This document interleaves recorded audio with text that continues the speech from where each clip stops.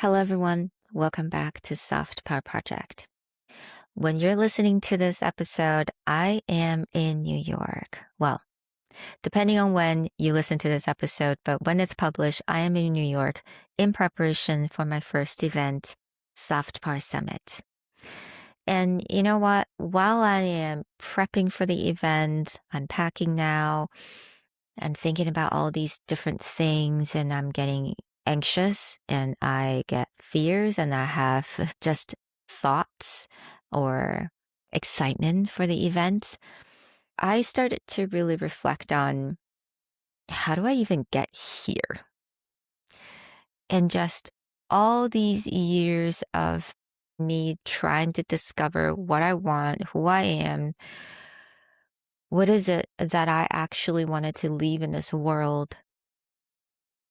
And I wanted to share something with you. So this episode is dedicated to you, whoever that is going through some tough times right now, especially when you cannot really see the light at the end of the tunnel. And maybe you don't think there's light at the end of the tunnel. You feel like, what is this for? What is life for, really? Because those are the questions I ask myself so many times. There were even times where I was so down that I had to tell myself to keep going until my daughter turns 18 because I did not know what else it's there. But here's the thing. I am not a happy-go-lucky girl. I'm not. I'm not born that way. Maybe it is generational trauma that I cannot explain, or programming from my childhood.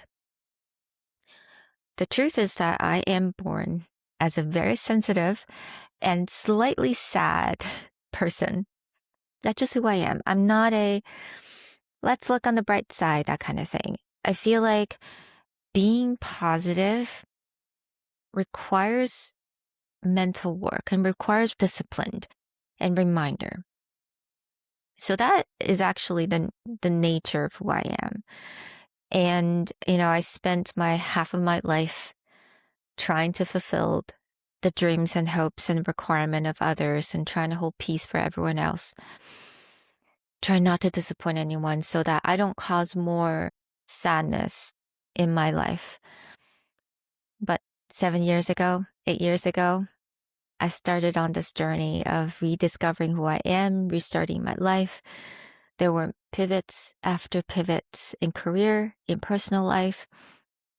And there were a lot of sadness where I actually had to look at my sadness straight in the face and confront myself with the sadness and what they are and how they feel like and how they feel like in my body.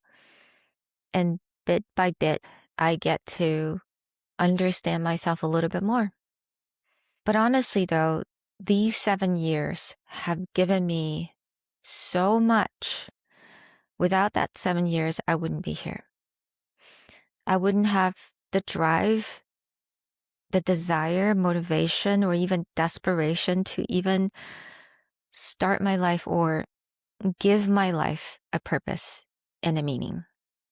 I think at a young age, when I went to Canada for the first time, and that's really when I started the studied abroad journey, I was about 14 at the time. I just knew then that I am learning this language, which is English, in order to communicate with a lot of amazing people. I just always knew that that was what it's for. I felt like there was this great dream, but I didn't know what it is. And because of my environment, I just thought that I'm going to end up as an accountant like my dad or a teacher like my mom. And that's how I'm going to utilize what I've learned.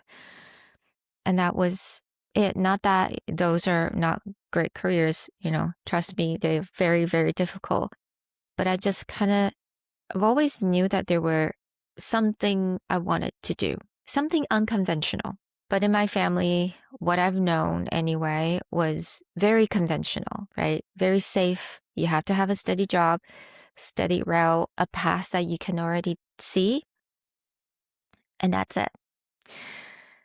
And when I first got married, I still had that feeling, just something inside of me that is telling me that there's more. But, like I mentioned before, I got married because I thought it was time. I was 28, almost 29 at that point. I was told, 30 would be late if you wanted to be a mom. So that was like the timeline that I had to have to be on. It's like a conveyor belt that I just have to quickly find my spot.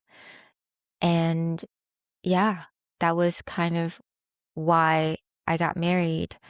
So I got married to the guy that I met when I was 27. We dated for a little bit. I thought the clock is ticking. I did not really know him well. I did not know myself well. And I jumped into marriage. But I remember vividly when I first got married. I mean, I was panicking, but I didn't show it, obviously. I suppressed it down so much. But I remember I would secretly pray every single night. I would say, I want to grow. I want to grow. I had no idea what that really means to grow, like the consequences of that.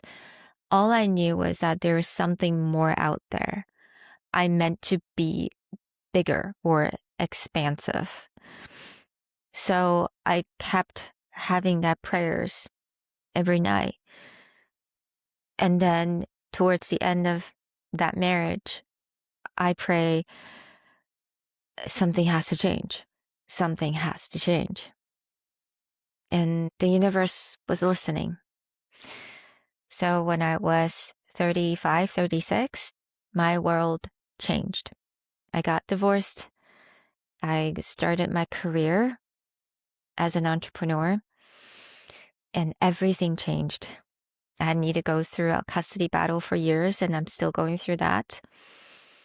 And a lot of career pivots. COVID happens, had to change everything from on-site to online. And then there's just, so many changes one after another. So I got my wish. Everything changed and I continue to grow. And now that I know when you wish to grow, the universe is listening, but it's giving you all the lessons that you need in order to grow. You don't just grow for absolutely no reason. Now I know the universe was listening the whole entire time. And I had a big dream. I still can't believe it that right now I'm preparing for a summit that's happening on the other side of the world. So last year when I started Soft Power Project, because I was so motivated to find more female voice around me. I needed it so much that I just decided to start asking women like my friends around me or their friends, and I started to approach women that I admire online, and bit by bit, and I got ghosted a lot of times, many times. I started growing my guests, and now I'm actually approaching 100 episodes, which is absolutely unbelievable. Last year, I couldn't see all that. I just knew that I had to start Soft Power Project. And I think it was like maybe 10 episodes in or 15 episodes in, I had this dream where I wanted to build a Soft Power Summit. And it's not going to be here in Taiwan. It's going to be somewhere else first. I'll come back to Taiwan, but it's not going to start here. I have no idea why. I don't have any logical reason, because the logical thing to do is actually start where I am, because it's a lot easier. I know way more people here, and then kind of go from here. But I don't know why. I just had to follow my gut feeling. I kind of thought, well, where would I want it to be? Where would I want it to be for the first summit, the first physical event? So I thought to myself, you know what? I think New York would be the place. I still have this like unfinished business with New York. I was there for school and then for work, but always felt like I had to leave before I was ready. So I always have this like need to go back. And now 20 years later, I left exactly 20 years ago. 20 years later, I'm going back and having my first event. How crazy is that? And the fact that I have all these absolutely amazing women willing to sponsor me and help me to make that dream come true. I don't even know where to start. I don't even know how to express my gratitude. I just felt like this is meant to be. And I just wanted to say, I know that sometimes when you're going through tough times, you can't really see these dreams or goals, or you don't even have the energy to get out of bed. And I get that.